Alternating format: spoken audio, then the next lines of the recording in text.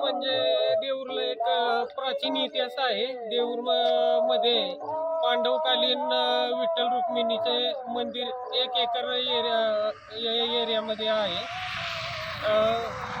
देऊरचा अखंड हरिनाम सप्ताह गेली 60 वर्ष अखंडपणे चालू आहे.